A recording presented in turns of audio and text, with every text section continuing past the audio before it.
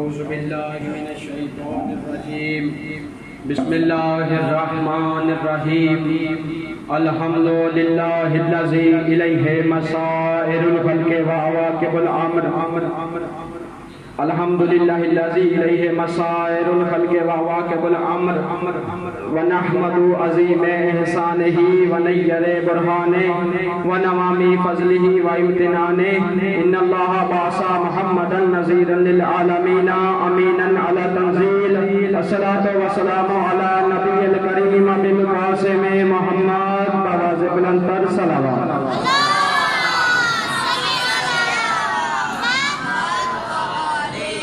وقال اللہ سبحانہ وتعالی فی محکم کتابہ ومتقن کتابہ وقولہ الحق اصدق القائلین بسم اللہ الرحمن الرحیم قل لا اسألکم علیہ اجرا الا المودۃ فی القربى بواز بلندتر صلوات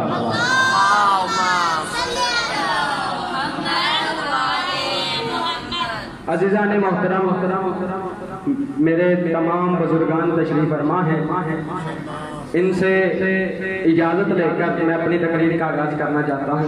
قبلہ اجازت؟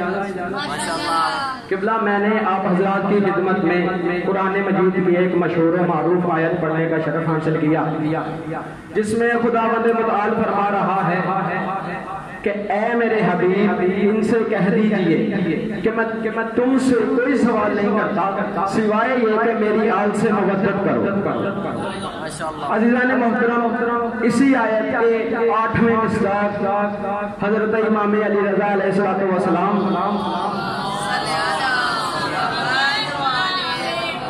کی حالات زندگی کے بارے میں چند منٹ گفتگو کروں گا۔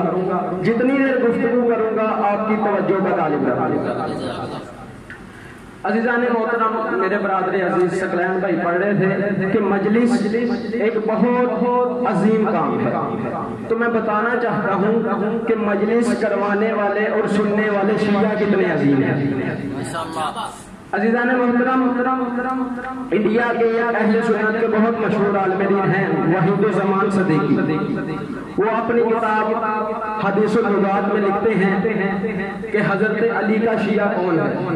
وہ جو بھی حدیث ہوتی ہے اس کا لفظ لیتے ہیں، اس کی تشریح کرتے ہیں، تو انہوں نے کہا کہ شیعہ وہ ہے جو حضرت علی رضی اللہ تعالیٰ عنہ کو مانتا ہے، اور انہوں نے کہا کہ رسول خدا نے فرمایا کہ جب میں اللہ تعالیٰ کے ہاں مہمان بنا، جب میں معراج کے لیے آسمان پر گیا تو اللہ تعالیٰ نے ہمارے لیے چوتھے آسمان پر ایک منبر سجایا ہوا تھا، اور مجھے سب سے اوپر والا زینہ منبر کا سب سے اوپر والا عرش اس پہ بٹھایا، اور میرے سے نیچے والے زینے پر میرے جد بزرگوار حضرت ابراہیم علیہ السلام کو بٹھایا، تو اچانک سامنے سے ایک نور نمودار ہوا، تو حضرت ابراہیم نے پوچھا اے رسول خدا یہ نور کس کا ہے؟ تو میں نے فرمایا کہ یہ نور، یہ منور نور نہ تو کوئی مقرب فرشتہ ہے اور نہ ہی کوئی رسول اعظم ہے، بلکہ یہ میرے بھائی میرے دماغ حضرت علی علیہ السلام۔ اور عزیزان محترم پھر اس کے بعد حضرت ابراہیم اچانک 11 نوروں کو دیکھتے ہیں اور کہا کہ یہ جو اتنا منور نور ہے جیسے کوئی 14ویں کا چاند ہوتا ہے، یہ کس کا نور ہے؟ تو رسول خدا نے مسکراتے ہوئے فرمایا کہ یہ میرے علی کی صلب سے 11 بیٹوں کا نور ہے، یعنی کہ میرے علی کے بعد جو 11 امام ہیں یہ ان کا نور ہے جنہوں نے قیامت تک انسانیت کی ہدایت کرنی ہے۔ اور اس کے بعد جو میرے اس جملے کا مقصد ہے وہ یہ کہ اس کے بعد حضرت ابراہیم علیہ السلام فرماتے ہیں کہ میں نے ایک نور کے گروہ کو دیکھا، ایک منبع کو دیکھا کہ چھوٹا نور ہے اور حضرت علی اور ان 11 نوروں کے ارد گرد ہے۔ جب میں نے اس نور کو دیکھا تو میں نے پھر رسول خدا سے سوال کیا کہ یا رسول اللہ یہ نور کی نکاح ہے، آپ کے دماغ حضرت علی کا نور بھی ہو گیا، ان کے 11 بیٹوں کا نور بھی ہو گیا، تو یہ اتنا عظیم نور جو ہے یہ بھی انہی کی طرح چمک رہا ہے، یہ نور کس کا ہے؟ تو رسول خدا نے فرمایا کہ یہ رہنے والوں کا نور ہے۔ ماشاءاللہ۔ تو عزیزان محترم، جس طرح ہمارا نور عرش بری پر ہے، اسی طرح ہمیں چاہیے کہ ہم اہل بیت کے ارد گرد رہیں، اور ہماری جو زندگی ہے وہ ہمارے لیے ان کی زندگی جو ہے ہمارے لیے ماڈل ہونی چاہیے، نمونہ ہونی چاہیے۔ تو عزیزان محترم، اب میں آ رہا ہوں جو میری اصل تقریر کا موضوع ہے اس کی طرف۔ میں نے کہا کہ میں 8ویں امام علی رضا علیہ السلام کی حالات زندگی کے بارے میں تھوڑی سی گفتگو کروں گا، بس چند جملے، اور جتنی دیر گفتگو کروں گا آپ کی توجہ کا طالب رہا۔ عزیزان محترم، حضرت امام علی علیہ السلام، ان کے والد نامدار حضرت موسیٰ کاظم علیہ السلام، ان کے والد محترم امام موسیٰ کاظم علیہ السلام، اور ان کے والدہ بی بی نجمہ خاتون۔ تو عزیزان محترم، حضرت امام علی رضا علیہ السلام کے دور میں جو بادشاہ تھا اس کا نام تھا مامون رشید، اور اسی معلوم کے باپ ہارون رشید نے امام رضا کے والد محترم امام موسیٰ کاظم کو شہید کروایا تھا۔ تو عزیزان محترم، یہ مامون رشید نے بنی امیہ سے خلافت چھینی تھی، بادشاہت چھینی تھی تاکہ میں بنو ہاشم کو دوں گا، لیکن یہ سارا اس کا ڈھونگ تھا۔ تو عزیزان محترم، لوگوں کے درمیان ایک بغاوت سی اٹھی کہ تم نے تو کہا تھا کہ ہم بنی امیہ سے خلافت کو چھین کے بنی ہاشم کو دیں گے، اور تم خود اس پہ قابض ہو گئے ہو۔ جب اس نے یہ بغاوت کا شور سنا تو اس کے ذہن میں ایک چال آئی، سازش آئی، تو اس نے حضرت امام علی رضا علیہ السلام کو اپنا ولی عہد بنانا چاہا اور دربار میں بلوایا۔ جب امام علیہ السلام کو اس بندے نے دربار میں بلایا تو کہتا کہ یا امام رضا، میں آپ کو اپنا ولی عہد بنانا چاہتا ہوں۔ تو امام نے فوراً انکار کر دیا۔ امام نے کہا کہ میں تمہارا ولی عہد نہیں بنوں گا۔ تو اس نے دھمکیاں دینا شروع کر دی۔ اس نے کہا کہ اگر آپ میرے ولی عہد نہ بنے تو میں آپ کو شہید کر دوں گا، میں آپ کے شیعہ کو نقصان پہنچاؤں گا، جو بھی آپ کے شیعہ ہیں۔ تو عزیزان محترم، امام شہادت سے نہیں گھبراتے۔ امام کو تو پتا ہوتا ہے کہ میں نے کب شہید ہونا ہے، اور اصل شہادت بھی وہی ہوتی ہے جس کی معرفت ہوتی ہے۔ تو عزیزان محترم، اس نے دھمکیاں وغیرہ دی تو امام راضی ہو گئے۔ امام نے کہا کہ ٹھیک ہے، میں ظاہری طور پہ تمہارا ولی عہد بن جاتا ہوں، لیکن نہ تو میں کسی کو عہدہ دوں گا اور نہ ہی تمہاری کسی بھی سرکاری کام میں مداخلت کروں گا۔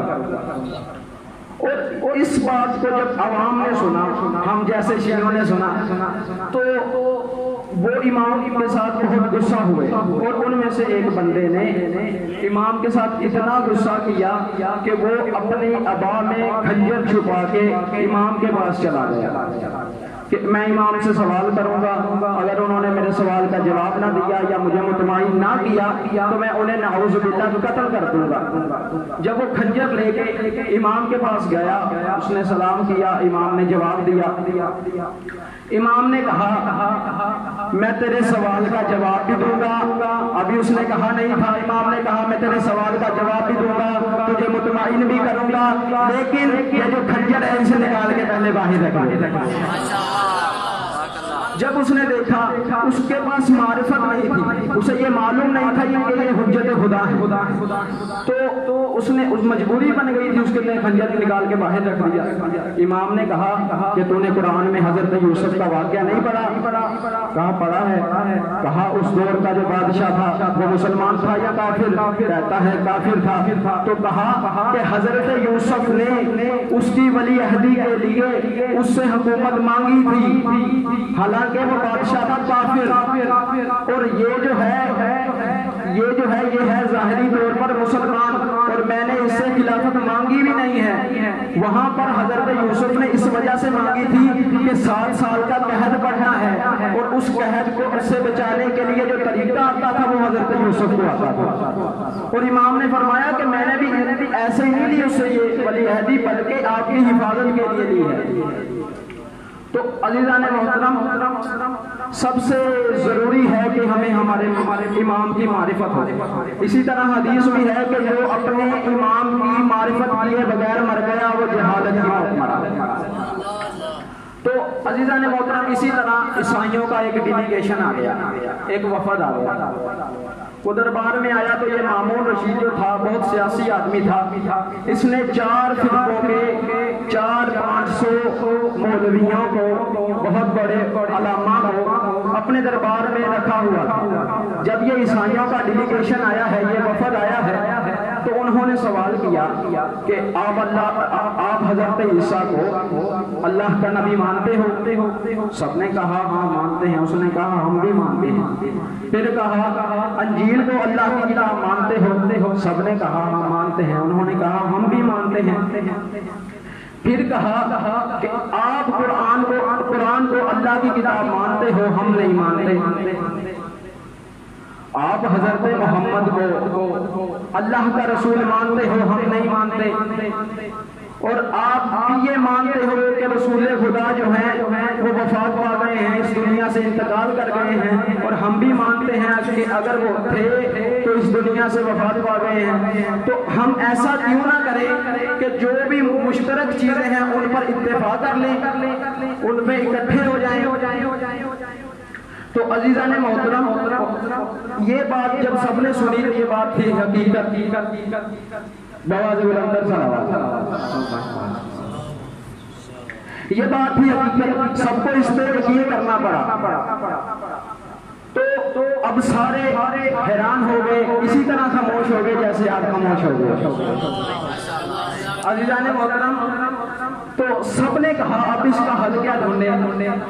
تو مامون رشید کا وزیر تھا یحییٰ، اس نے کہا اس کا تو ایک ہی حل ہے، بھائی وارثان دین کو بلایا جائے، جو دین کے وارث ہیں انہیں بلایا جائے۔ تو امام رضا کے پاس وہ یحییٰ خود گیا اور جا کے کہا کہ اے امام آئیے اور اپنے جد حضرت محمد کے دین کو بچائیے، آپ کے نانا کا، آپ کے دادا کا دین جو ہے وہ خطرے میں پڑ گیا ہے۔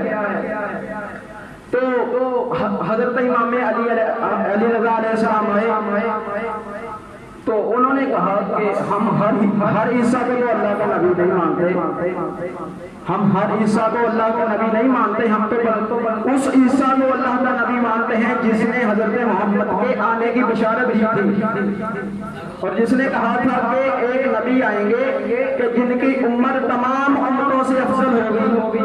ہم تو بس ان عیسیٰ کو مانتے ہیں۔ ہاں عیسیٰ تھے، اللہ کے نبی تھے، بہت اچھے تھے، لیکن ان میں ایک خامی تھی۔ یہ میں نہیں کہہ رہا، امام نے ایسا کہا تھا، نعوذ باللہ۔ بہت اچھے تھے لیکن ان میں ایک خامی تھی، وہ نمازیں نہیں پڑھا کرتے